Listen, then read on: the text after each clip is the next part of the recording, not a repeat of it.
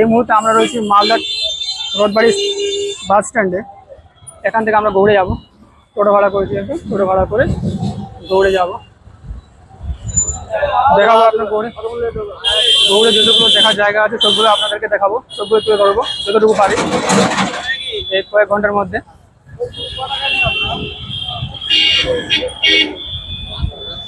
আর আপনারা যারা কলকাতা থেকে বা আরো অন্যান্য জায়গা থেকে আসবেন তারা সোজা রথবাড়ি বাস স্ট্যান্ডের কাছে চলে আসবেন। এখান থেকে অনেকগুলো সিএনজি বা টোটো বা অটো পেয়ে যাবেন। 600 থেকে 800 টাকার মধ্যে ভাড়া, 600 থেকে 800 টাকার মধ্যে আপনারা পেয়ে যাবেন আশা করি।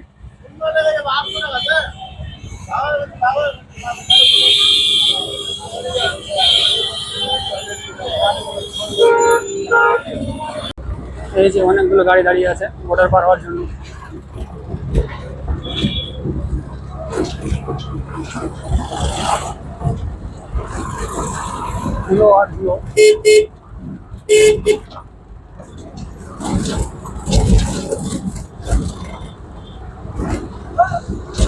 সব বাংলাদেশের গাড়িগুলো।